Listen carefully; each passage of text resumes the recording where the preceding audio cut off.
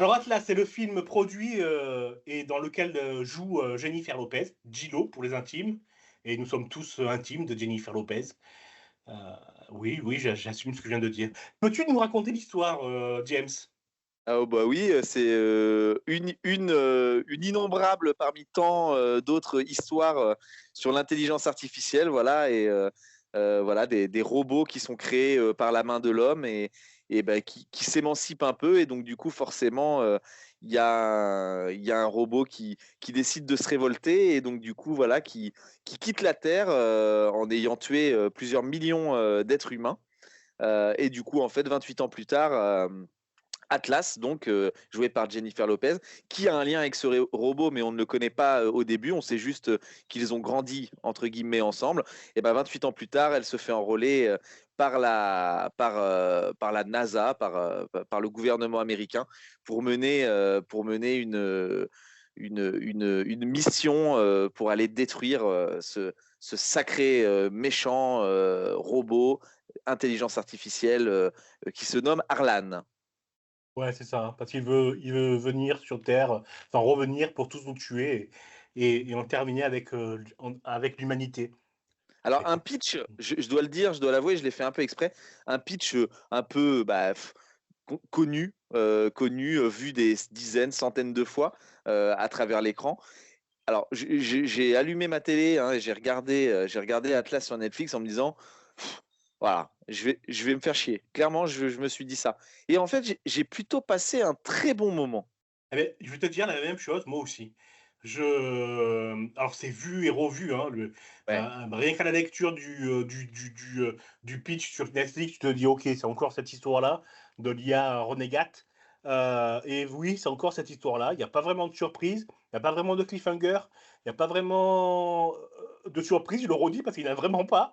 ouais. Une fois que tu es dans la science-fiction, ils déroulent tout ce qui est science-fiction, quoi, mais ils le font bien, c'est ça le truc, ils le font bien. C'est ça. C'est qu'en fait, il y a rien de sensationnel, mais tout marche, tout fonctionne. Et je ne saurais même pas l'expliquer parce qu'en soi, l'histoire, rien d'extraordinaire. Le jeu des acteurs, on y reviendra, mais rien d'extraordinaire. Comme tu dis, pas de cliffhanger, pas d'easter eggs, enfin, rien de tout ça. Et pourtant, eh ben, on peut pas dire que ce soit un mauvais film. Effectivement, ouais. Moi, je me suis pris dans le film Ben, moi dès le aussi, début et dès les ouais cinq et je premières me minutes. vas-y, vas-y.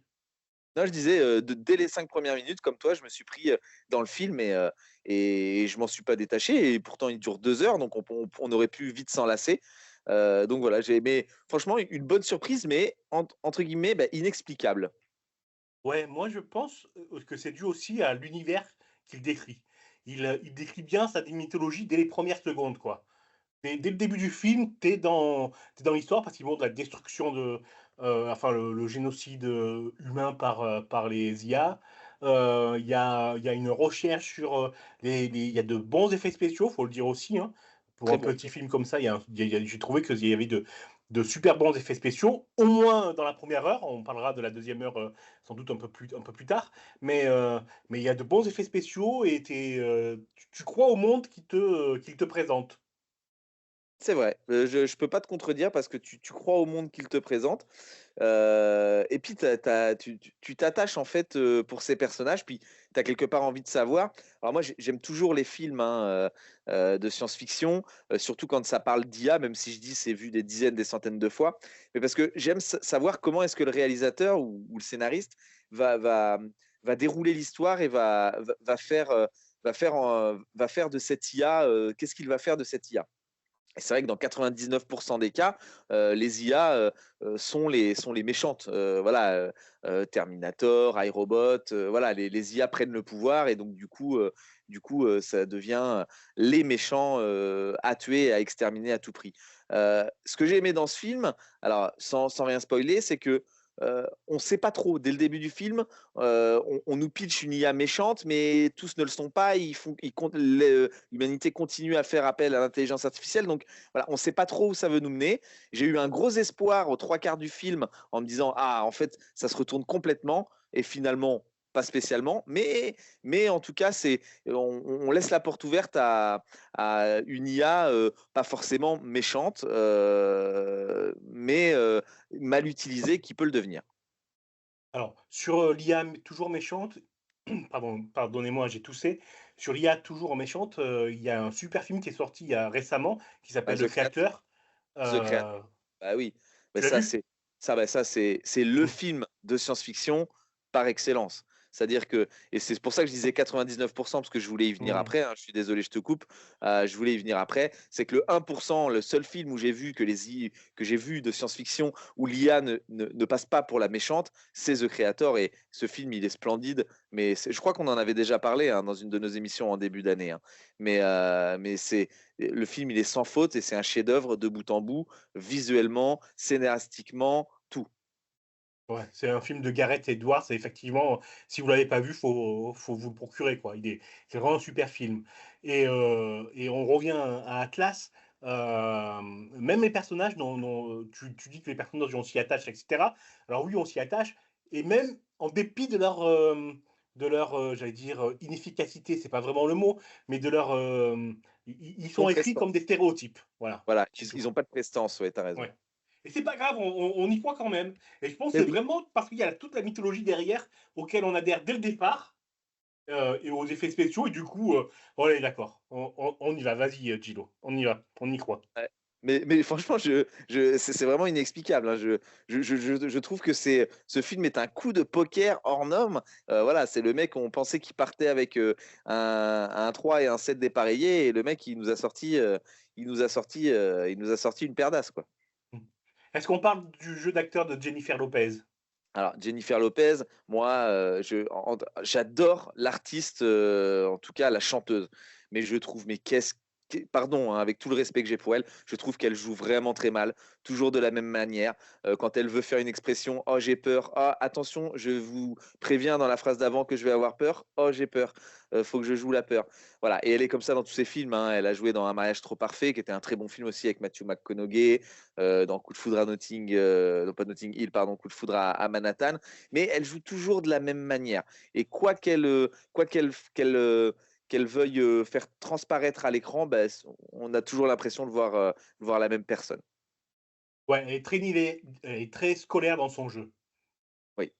C'est, Après, ce n'est pas sa formation principale, mmh, hein, donc on ne peut pas quelque part lui en vouloir, hein. C'est une artiste pour moi, c'est vraiment une super artiste, en tout cas une super chanteuse et je pense que voilà, elle a voulu s'essayer à la comédie et du coup, elle a fait plusieurs petits films à la fin. Elle a fait pas mal de films, hein, dans sa carrière, hein, mmh. et dont des plutôt bons films. Mais voilà, son jeu d'acteur, voilà, on sent que c'est pas son principal métier. Ouais et je reviens, hein, sur le truc scolaire, elle est à l'image du film.